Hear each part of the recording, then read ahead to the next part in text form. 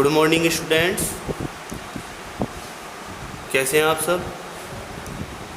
कक्षा 10 वाले विद्यार्थी सभी वीडियो देख रहे हैं। देखिए भाई, जैसा कि आपको पता है, पहले तो क्लासेस आपकी विद्यालय में चल रही थी। ठीक है, उस दिन एनसीईआरटी क्वेश्चन हमने आपको कराए थे, तो उसी कार्य को हम प्रगति प्रदान करते हुए आगे चलते हैं। ठीक है, सभी वीडियो को बड़े ध्यान से देखेंगे। कोई भी क्वेश्चन हो, उसमें कोई प्रॉब्लम होगी तो आप कमेंट्स करके भेज सकते हैं। ठीक है, पूरी मेहनत के साथ में पढ़ना है, अच्छे तरीके से हर चीज़ को गहराई से समझना है। ठीक है भाई, तो बायोलॉजी क्लासेस आपकी चल रही हैं। बायोलॉजी क्लासेस में जो आपका पॉइंट है वो एनसीईआरटी क्वेश्चन से है। ठीक है, वो नंबर 1 क्वेश्चन जो आपका माना जाएगा, नंबर 13 वाला माना जाएगा, क्योंकि इस वीडियो में पहला क्वेश्चन हम ये करा रहे हैं। तो हमारा क्वेश्चन देखो भाई, पादपों में जल एवं खनिज लवण का परिवहन कैसे होता है। यानी जो पेड़ पौधे होते हैं, पादप होते हैं, उनमें जल और खनिज लवण कैसे पहुंचते हैं विभिन्न भागों में। ठीक है भाई, अब देखिए मैं आपको बताता हूँ। देखिए, कोई भी पौधा है,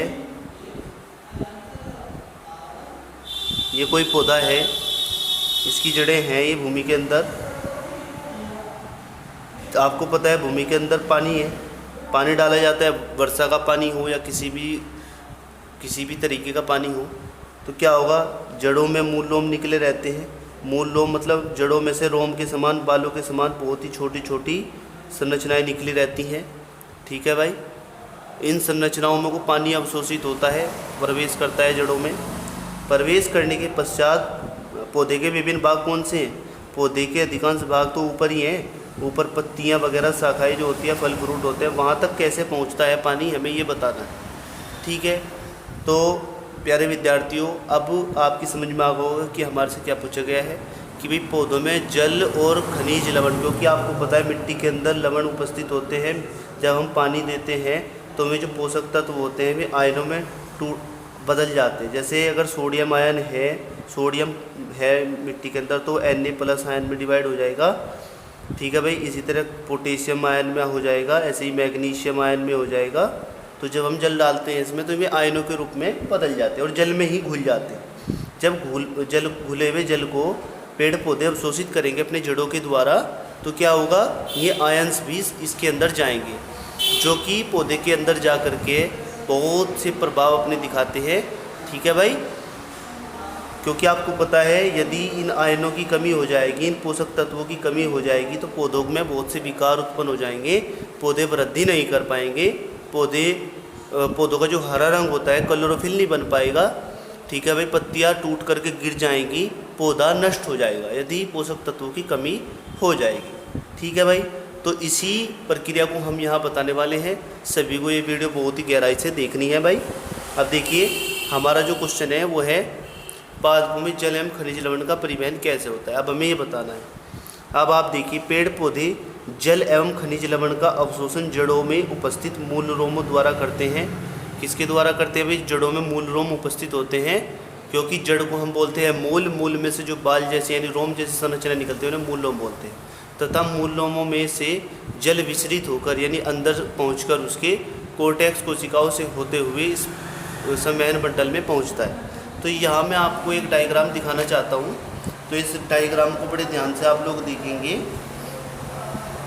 अब देखिए भाई, ये डायग्राम है आपके सामने पौधों में जल परिवहन पथ। ये कोई पेड़ है भाई, ये शाखाएँ हैं इसकी। तो हम जड़ की बात करते हैं, तो जड़ को, ये तो सामान्य हो गया, ये तने वाला भाग है, यहाँ तक भूमि के अंदर वाला भाग है। ये वाला भाग तो भूमि के बाहर है, ये भूमि के अंदर है, नीचे वाला, ये वाला भूमि के अंदर है।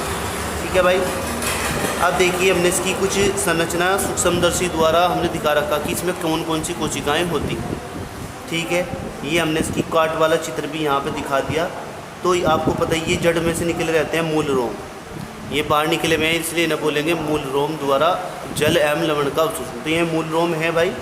ठीक है भाई, इन्हें मूल रोम बोलेंगे। दिखाई दे रहा है सभी को साफ। देखिए, ये मूल रोम है। मूल जल को अवशोषित करेंगे। ये मिट्टी है, यहाँ पर मिट्टी के कण दिखाई दे रहे हैं। मूल लोम के अंदर की तरफ ये जो कोशिकाएं होती है एपिडर्मिस कोशिकाएं हैं, सबसे बाहर वाली ये जो कोशिकाएं दिखाई दे रही हैं आपको, ये सारी की सारी ये कोर्टेक्स कोशिकाएं मानी जाती हैं। और ये यहाँ पर जा कर के ये यहाँ से लेकर के यहाँ तक का भाग जो होता है, यहाँ तक का ये संवहन मंडल होता है। संवहन मंडल में दो मुख्य भाग होते हैं। संवहन मंडल में दो मुख्य भाग कौन कौन से होते हैं भाई? आपको पता है संवहन मंडल दो प्रकार के होते हैं। एक तो होता है जाइलम और सेकंड नंबर का होता है फ्लोएम।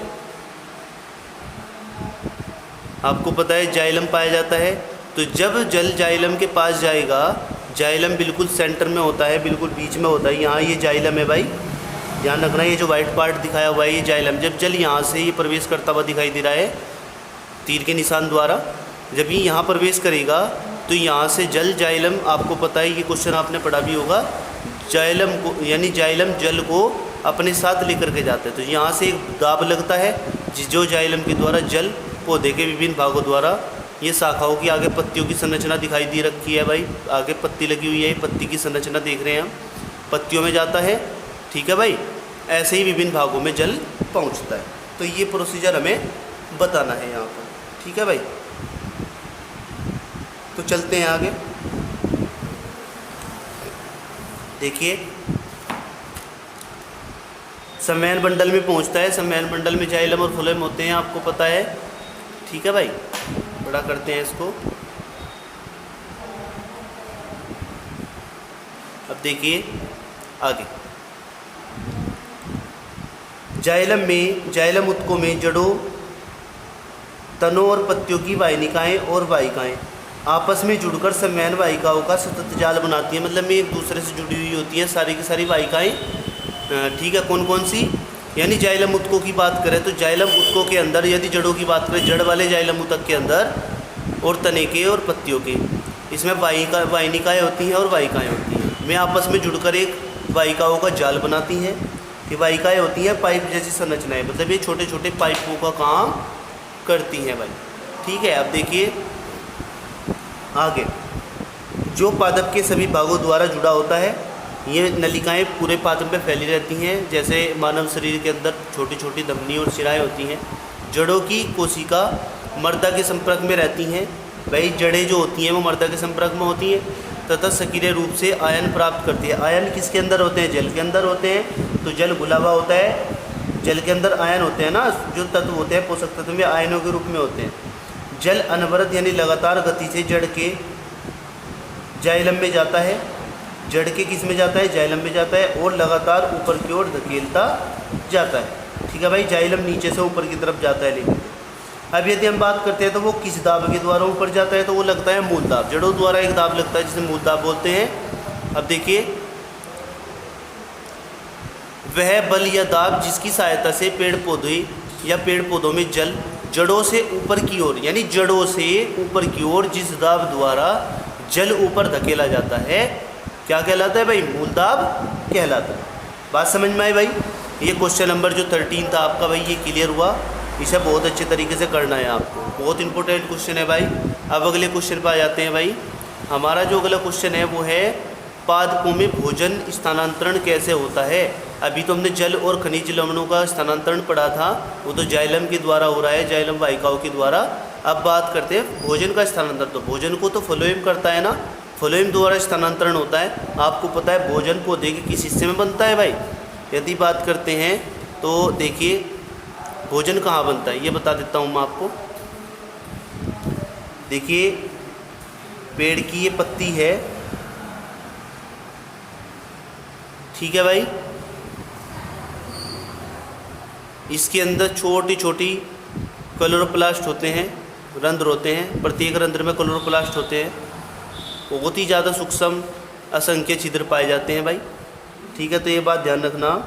उनके अंदर भोजन बनता है, फिर वो भोजन यहाँ से इकट्ठा होकर के इस वृंत के द्वारा पौधे के विभिन्न संचित भागों में जाता है। कुछ पौधे तो आपको बताता हूँ मैं, आपको पता भी है इस बात का, कुछ पौधे अपनी रूट जो होती हैं, रूट मतलब जड़ें जो होती हैं, उनमें संचित करते हैं भोजन को। कुछ स्टेम में करते हैं, स्टेम मतलब तने में करते हैं। कुछ क्या करते हैं? लीव्स में करते हैं। लीव्स मतलब पत्तियों में करते हैं। कुछ पौधे फ्रूट बनाने में भोजन का उपयोग करते हैं। ठीक है भाई, तो पौधे विभिन्न भागों में भोजन को पहुंचाते हैं, लेकिन बनता कहाँ है? पौधे में, पौधे की पत्तियों में, जहाँ हरा भाग होता है यानी क्लोरोप्लास्ट होता है, वहीं पर बनता है। तो देखिए भाई, वहाँ से भी इसी तरह का प्रोसीजर है बिल्कुल। अब देखिए, हम जानते हैं, बड़ा कर देते हैं,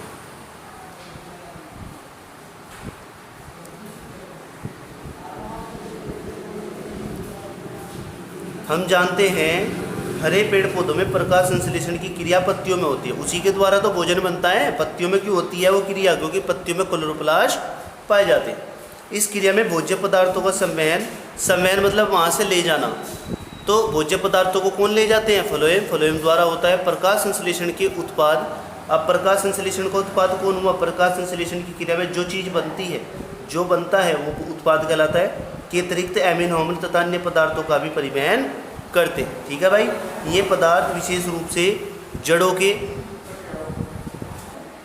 जड़ों के भंडारण भागों जैसे फलों में तथा बीजों में तथा वृद्धि वाले भागों में संचित होते रहते हैं।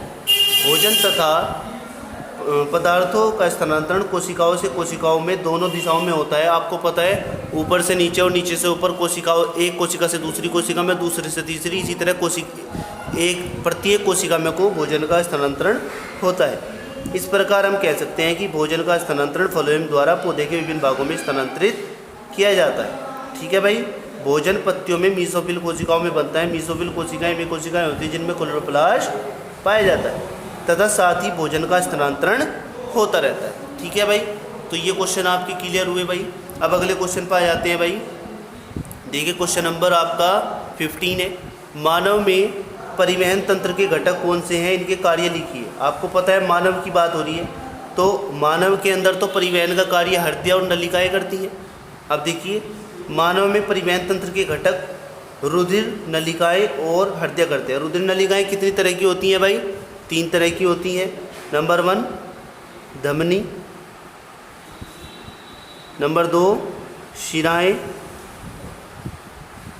और नंबर 3 केशिकाएं। आप इनसे परिचित हो भाई? ठीक है, मैंने इनके बारे में आपको बता रखा। तो ये तीनों ही रुधिर नलिकाएं होती हैं भाई, और हृदय में पंप करता है। ठीक है, अब अगला क्वेश्चन आप पे आ जाते हैं। उत्सर्जी उत्पाद से छुटकारा पाने के लिए पादप किन विधियों का उपयोग करते हैं? यदि बात करते हैं जो पेड़ पौधे, आपको पता है जंतु सभी पेड़ जब भोजन ग्रहण करते हैं तो क्या करते हैं? वे वेस्ट मटेरियल भी बनाते हैं। तो जो जीव होते हैं उनका गुण होता है उत्सर्जन करना, बेकार पदार्थों को शरीर से बाहर निकालना। तो पौधे भी, पेड़ पौधे भी क्या है भाई? सजीव हैं, वे भी उत्सर्जन करेंगे, सीधी सी बात है।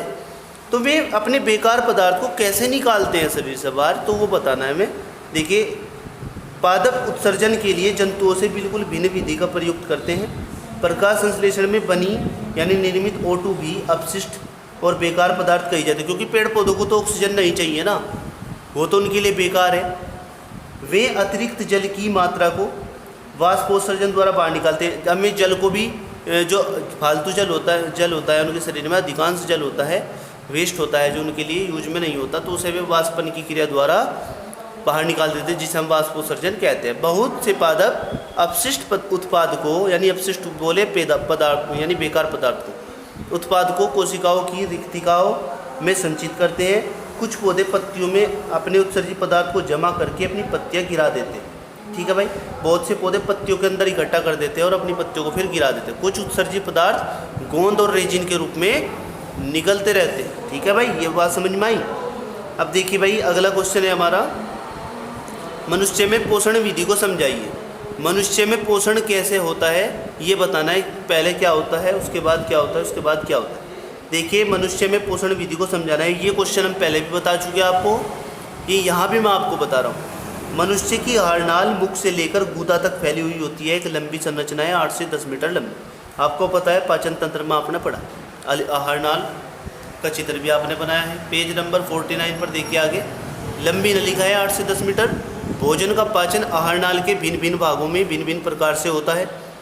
ठीक है भाई, जैसे कि मुख में अलग होता है, ग्रसिका में अलग होता है, ग्रास नली, फिर आमाशय, फिर छोटी आंत, फिर बड़ी आंत। ठीक है, कौन कौन से एंजाइम आकर के कहाँ कहाँ सहयोग करते हैं वो सब चयनित है।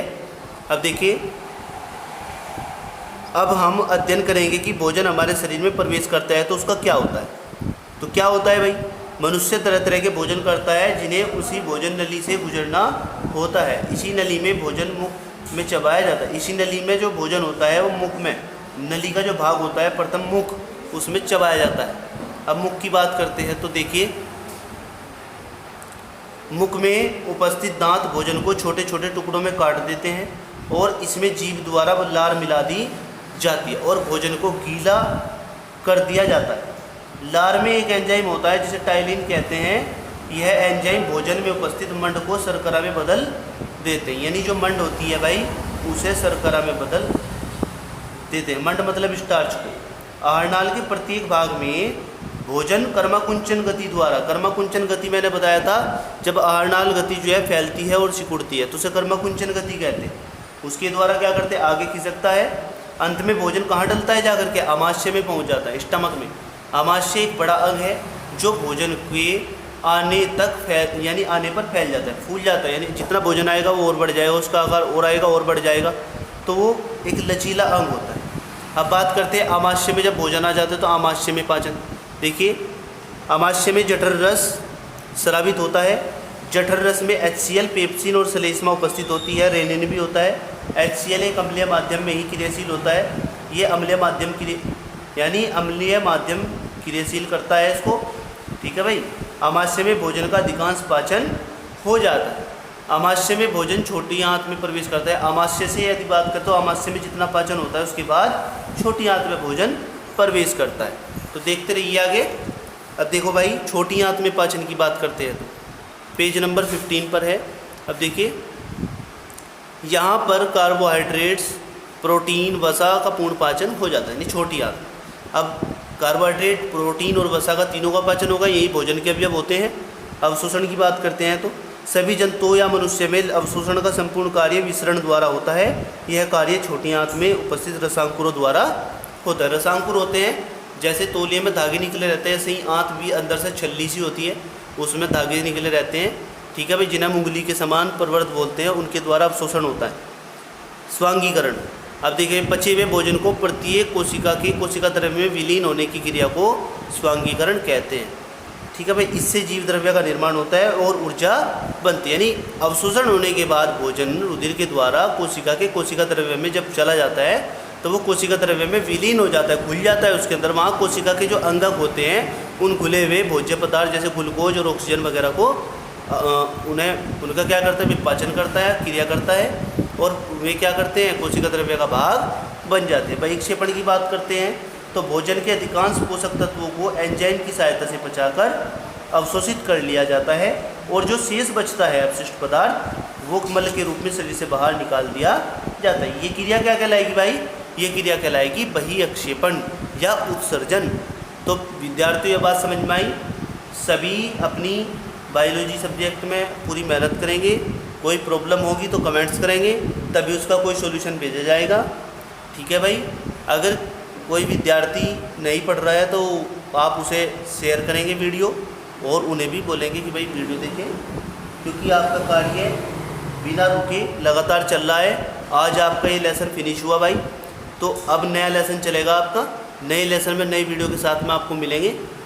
जय हिंद, जय भारत, वंदे मातरम।